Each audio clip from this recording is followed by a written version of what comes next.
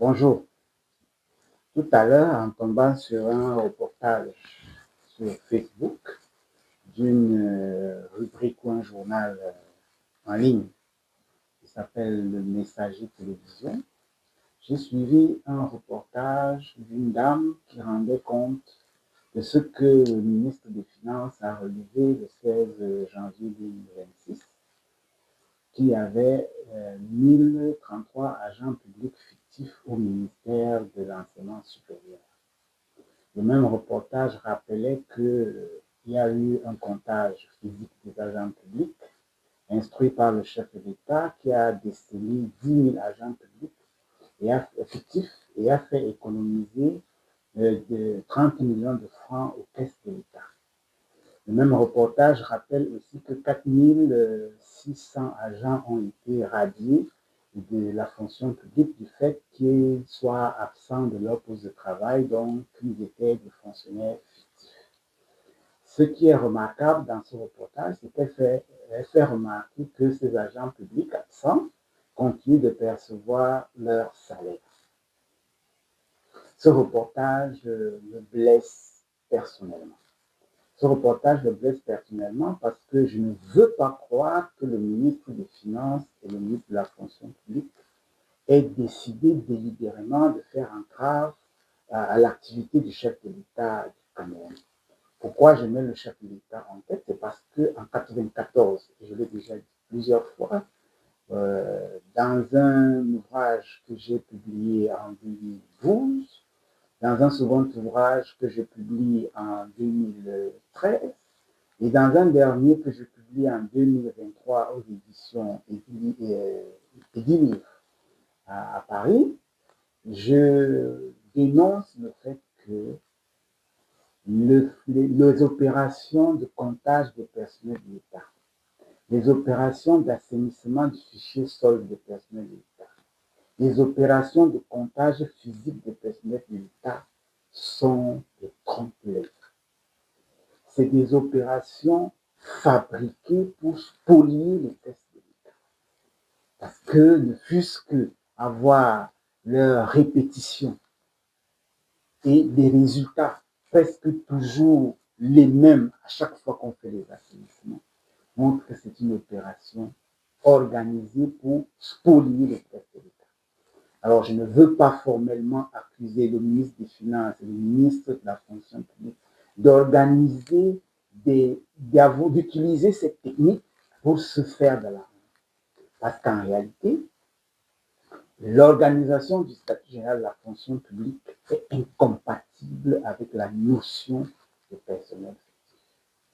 Dans l'administration publique camerounaise, on ne devrait pas avoir de fonctionnaires fictifs. Parce que, et c'est pour ça que je pense qu'ils sont en train de trahir le chef de l'État.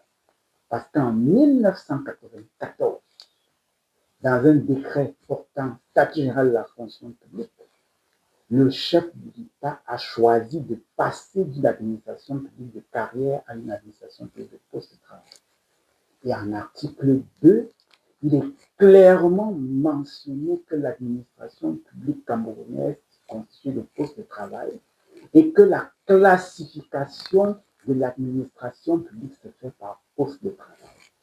Traduction littérale, c'est que désormais, l'identifiant du fonctionnaire,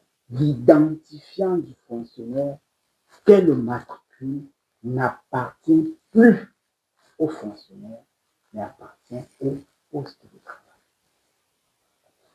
Puisque quelques temps après, dans l'article 3 qui suit, il définit le fonctionnaire comme la personne qui occupe le poste de travail.